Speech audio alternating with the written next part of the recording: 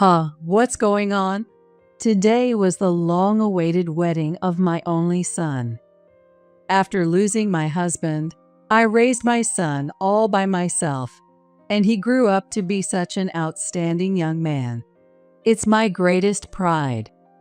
But at the wedding, the seat where I was supposed to sit was thoughtlessly thrown out into the hallway outside the venue. Let's just celebrate with our new family. No need for any out-of-place people. My son's mother-in-law laughed loudly, all by herself, and I was left speechless. Mom, let's go home. With my son's arm around my shoulders, we started to head toward the exit. Just then, all the guests turned pale and began to tremble. My name is Katherine Johnson. I'm just a regular woman in my late 50s with one adult son. I work as a janitor at a large company and live alone in an apartment. Lately, my biggest joy has been seeing my son a few times a month. However, recently, those visits have become much less frequent. But I know why. Mom, I'm thinking about getting married. What? It was a Sunday afternoon, and my son, Eric, came to visit after a long time. He told me he was getting married. I almost spit out the tea I was drinking from the sudden news. Mom, come on. You're overreacting. Here, take a tissue. Oh, thanks. But I mean, I've never heard anything about this before, so I'm pretty surprised. Yeah, I guess that's true. She's got a beautiful smile, she's kind, and she's really great. Can I bring her by next Sunday? As he talked about his girlfriend, his face didn't change, but his ears turned red. A mother's intuition told me he was deeply in love with her. Eric, even with the challenges of having a single parent, graduated from a top state university and now works in sales at a major beverage company that everyone knows. He met his girlfriend during a company group date. I was shocked by the sudden news, but if Eric chose her, she must be wonderful. I'll be looking forward to next Sunday. Thanks, Mom. I think you'll like her too. I felt a little lonely, but more than that, I wanted to support my precious son as he found happiness. I thought about that as I saw him off that day. The following Sunday dawned with perfect weather. Today's the day Eric is bringing his partner. I cleaned the house thoroughly in the morning, got myself ready, and waited for the two of them to arrive. Ding dong. The doorbell rang, and I hurried to the door. Coming. Good morning, Mom. Sorry for coming so early today. It's fine. Come on in, both of you. Nice to meet you, and I'm sorry for dropping by so early. Thank you for having us. The girl Eric brought was wearing a light blue dress, giving off the impression of a refined and well-mannered young lady. She was very polite and seemed pleasant. I guided them to the living room and encouraged them to take a seat on the sofa. I brought some sweets. She handed me a box, which seemed to contain a cake. It was from a high-end bakery, recently opened by a French-trained chef, known for its exquisite desserts. Oh, is this from that shop? Yeah, last week you said you wanted to try their cake, right? So she went and stood in line this morning to get it for you. Wow, thank you so much for going out of your way this morning. Shall we eat them now? Yes, I love sweets too, so I've been curious about this shop. What a lovely girl, I thought as I began preparing some coffee. Watching my son chat happily with her, I felt both relieved and couldn't help but smile. Here you go. It's nothing fancy, but please help yourself. As we enjoyed the delicious dessert and the small talk, Eric finally brought up the main topic. Mom, this is Amelia Murphy, the woman I mentioned last week. I'm planning to marry her. I apologize for the late introduction. My name is Amelia Murphy, and I've been dating Eric. Yes, I heard about you last week. He was telling me how you have a beautiful smile and are so kind. He really went on and on about you. Mom, don't say unnecessary things. Ignoring Eric's flustered reaction, I continued. I'm just telling the truth. After hearing him talk about you so much, I was curious about what kind of person you were, but you've turned out to be even more wonderful than I imagined. Thank you, Amelia. Amelia smiled shyly and replied, Eric's wonderful personality must come from you, Catherine. I'm so happy to be joining your family. When I was still young, my dad passed away in an accident, and ever since then, Mom raised me all by herself. I've always been so grateful to her for that. Thank you, Mom. I remember seeing you work late and fall asleep on the sofa. I've always wanted to do something to repay you, and I know many people don't have weddings these days, but I want to have one. I want to properly show my gratitude, and Amelia supports this too. Her parents are also really excited about it. Hearing such heartfelt gratitude from Eric, who rarely says things like this, brought tears to my eyes. My husband had passed away in a traffic accident when Eric was still a child.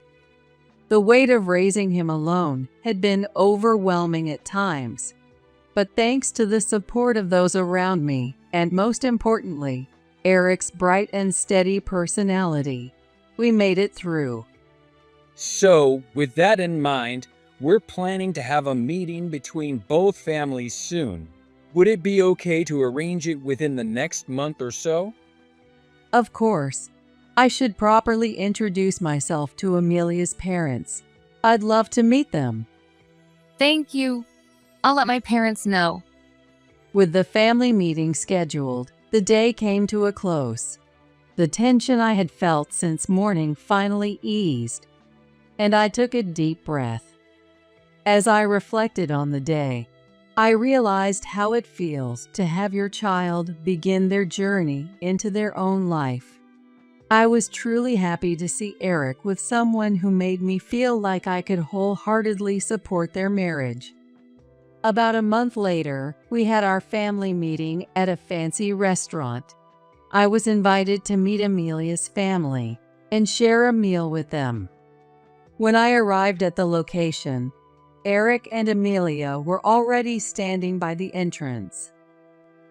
Mom, thanks for coming today. Did you find the place okay?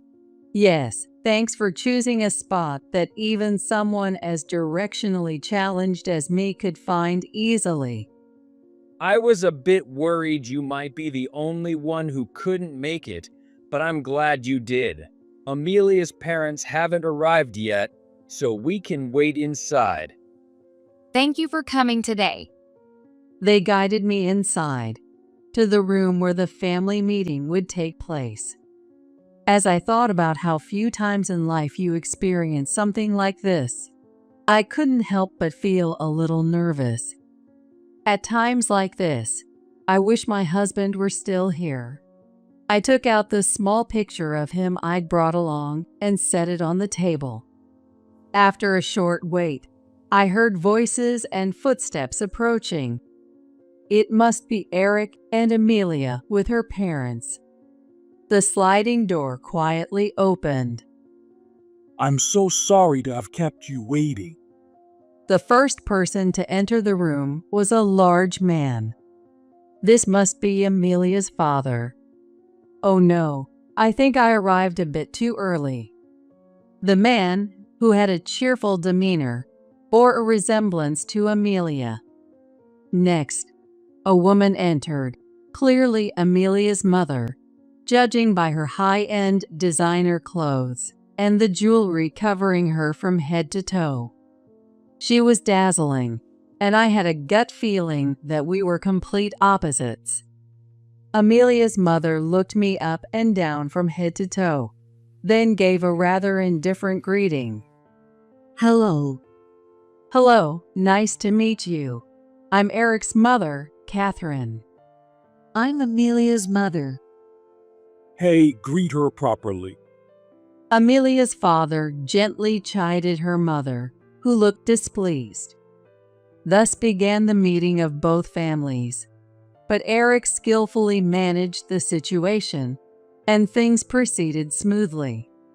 It seems that when Eric visited Amelia's parents to introduce himself, he referred to me as a mother to be proud of, and Amelia's father, Greg, asked me this.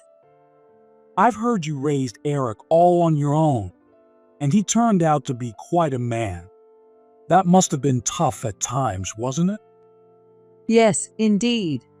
My husband passed away in a sudden accident when Eric was still very young. I often worried about whether I was making him feel lonely or if I was raising him well. But every time I thought I couldn't handle it, Eric would just hug me without saying a word. He doesn't remember this, but his kindness is what helped me push through. Eric's eyes seemed a little red, and seeing him like that almost brought me to tears, but I held them back. That's truly remarkable. Even with the two of us raising Amelia, my wife Kate and I found it challenging at times. I deeply respect the way you raised Eric all on your own. Up until now, I had been so focused on raising Eric and surviving that I hadn't thought much about it. But having someone acknowledge the struggles of that time felt incredibly validating. Are you still working at the same job? Yes, I've been working part-time as a cleaner all this time. Since I don't get much physical activity outside of work, it's a good balance. I see. I'm already counting the days until I can retire. But knowing that Catherine is such a capable person gives me peace of mind as Amelia's father. Please continue to look after her. I'll do my best to be a mother like Catherine. Please continue to guide and support me. Then they both smiled at me. I am very happy too. Meanwhile, Kate, Amelia's mother, seemed entirely disinterested, focusing solely on her meal. Although I had a few concerns about Kate, Greg and Amelia were such lovely people that I decided not to worry too much. Thus, our family meeting ended successfully. Once the family meeting was over, wedding preparations began in no time. Though most of the work fell to the couple themselves, I was there whenever they needed advice. Surprisingly, Amelia was more particular about the wedding details than Eric and worked closely with the wedding planner. I heard from Eric that she was also getting advice from her mother, Kate, and they were enjoying the preparations together. About 6 months later, the wedding day finally arrived. For the first time in my life, I put on a formal dress to attend the wedding. I woke up early, had a relative help me dress, and prepared myself mentally. Knowing I'd surely cry, I tucked a handkerchief, a Mother's Day gift from Eric a few years ago, into my bag and headed to the wedding venue. Despite my usual struggles with directions, I managed to arrive at the venue an hour early. I immediately approached a staff member. "Excuse me, I'm Eric Johnson's mother. Could you tell me where the bride and groom's room is?" Good morning. Congratulations on this special day.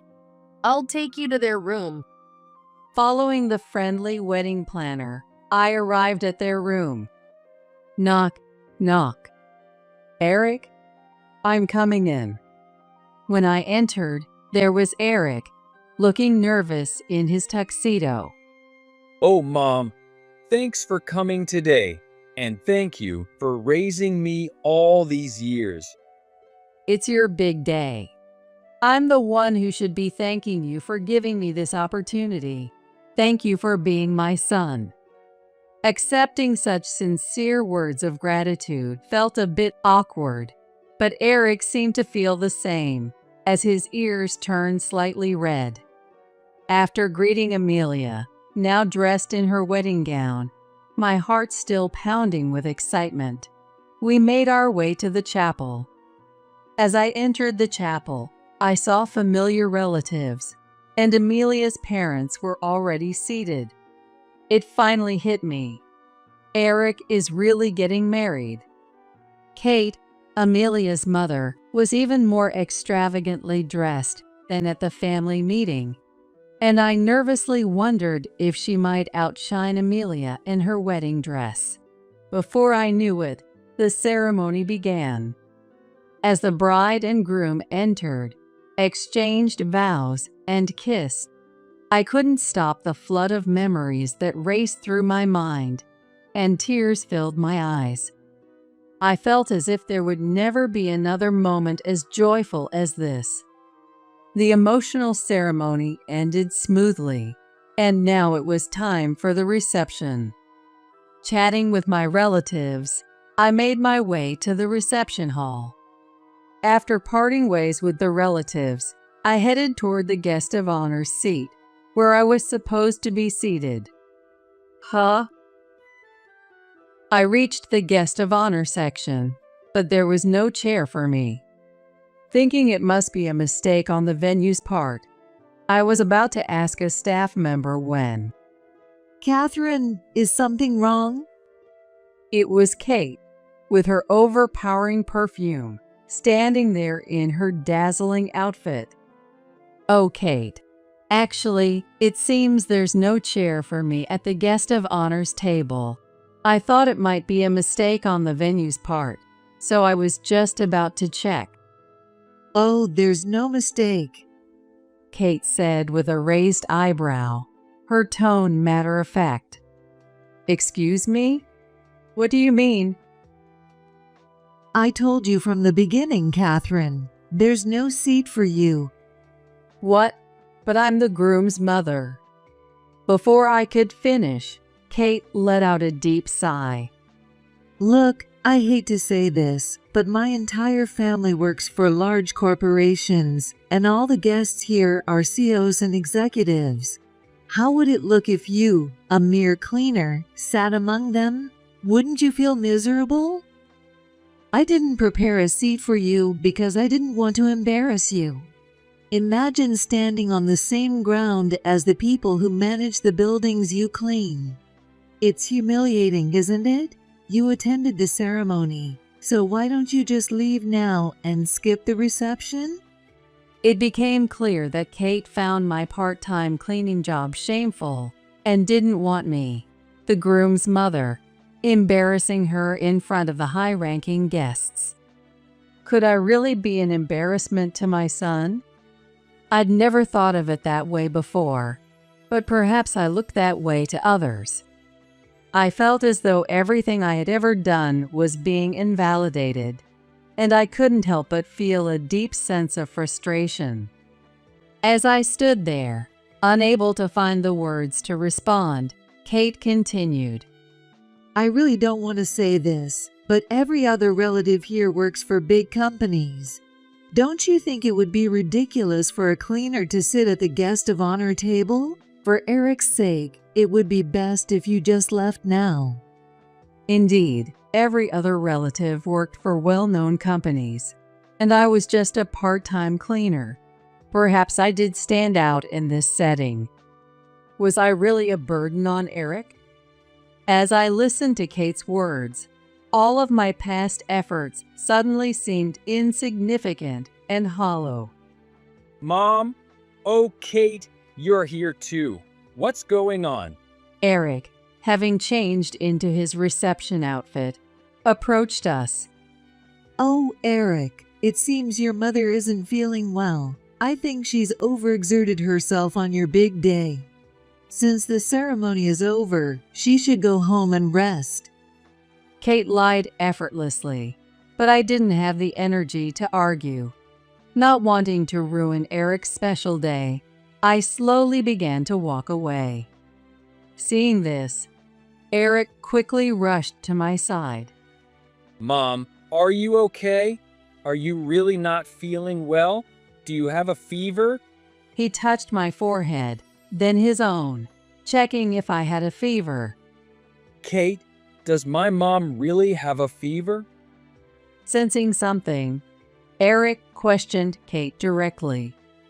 Growing impatient, Kate finally snapped and revealed her true feelings to Eric. Eric, surely you understand, right? If Catherine stays, it's going to ruin our reputation. Not just with your bosses, but with all the high-profile guests here. How do you think it looks to have the cleaning lady from your building sitting here? It gives me chills just thinking about it. She made a dramatic shiver to emphasize her disgust. Never mind the out-of-place people. This is a joyous occasion. Let's celebrate with our new family. It would have hurt enough to hear these things whispered behind my back, but to have them said right in front of my son, who was proud of me, was unbearable. I was so miserable. Just as I thought that. Mom, let's leave together. What? Eric, you're the groom. What about Amelia? I won't allow this. A panicked Kate grabbed Eric's sleeve to stop him, but he shook her hand off. It was as if her words didn't reach him at all. By now, the commotion had spread throughout the reception hall, and I could feel my face turning red with both embarrassment and guilt toward my son. Though I could sense something different in him after he told me we should leave, I let him lead me by the hand, and we reached the entrance of the hall. Just then, a man in a luxurious suit walked past us into the hall. Catherine. The man called my name, catching me off guard. Kate, the other guests, and even the staff all froze, their faces turning pale as they began trembling. The man who had just entered was none other than the chairman of the major corporation where Kate and her family worked.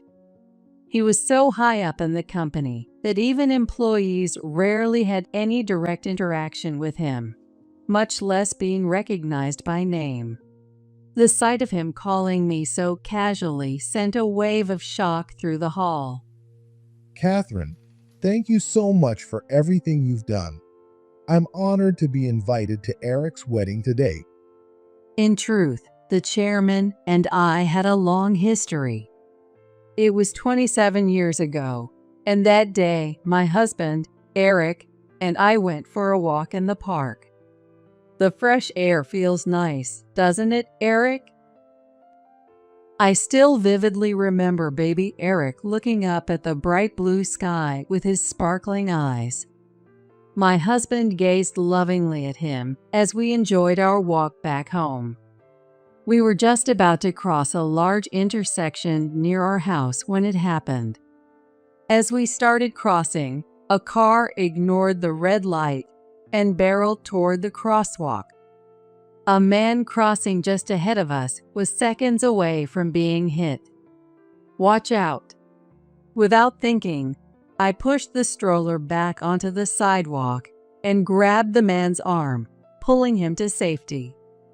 In doing so, my husband stepped forward to protect me and was tragically struck by the car. He never came home. It wasn't until much later that I learned the man I had saved that day was the chairman of a major corporation. After the accident, I was in a daze as I conducted my husband's funeral as the chief mourner. At my husband's funeral, the chairman came to pay his respects. I offer my deepest condolences. Mrs. Johnson, I owe my life to you and your husband. I hesitated to come today, but I wanted to thank you for saving my life. You probably don't want to see my face right now, and I'm truly sorry for being here. He looked exhausted and on the verge of tears. Please raise your head. Both my husband and I are glad we could save you. Please honor the life my husband saved by living each day to its fullest. That's all I ask. After that conversation, the chairman revealed his identity to me. He continued to express his deep regret and offered to transfer 20% of his company's stock to me as a token of gratitude. I refused many times, saying it wasn't necessary. I know this won't ease the deep sadness you've experienced, but if, at any point in the future, this can be of any help to you or Eric, I hope you'll accept it. Eventually, his insistence wore me down, and I became a shareholder in his company. Surely not. I didn't know. Catherine is one of our shareholders? That can't be true. Kate, now pale and sweating, shakily reached for her purse. In her haste, a receipt fell to the floor. It was a receipt for the custom-designed, high-end couture dress she had bought for the wedding, costing several $1,000s. Seeing that receipt triggered a sense of unease in me. This amount. Chairman, would you mind taking a look at this? Oh, this, Kate was flustered, unable to form coherent sentences, as the chairman examined the receipt. After a brief glance, he calmly responded, This amount matches the recent expense reports we've been investigating at the company. The sum matched the exact figure that had come up during the shareholder meeting I had attended last week, where an issue with unauthorized company expenses had been raised. The receipt was undeniable proof that Kate had been using company funds for her personal luxury. Kate Murphy, I've heard quite a lot about you. The expenses coming from your department are significantly higher than those of others. We'll be conducting a thorough investigation with the help of an accountant after this, so prepare yourself. Though the chairman smiled, his eyes were cold and unyielding. The wedding continued slightly delayed, but without Kate. Eric had made sure I had a proper seat at the guest of honor's table, where I proudly watched my son's special day unfold. As for Kate, after the scandal, accountants and police got involved. She was sued for damages by the company and ended up with a massive debt. She was also divorced by Greg, and now in her mid-50s. She lives alone, struggling to pay off her debt while working at a grocery store and a night bar, or so I've heard. As for me, I used the money I had been saving for the future to build a two-family home where we could all live together. Amelia was the one who suggested we live together, and I couldn't be happier. I now live with my son, his wife, and our adorable 2-year-old grandchild.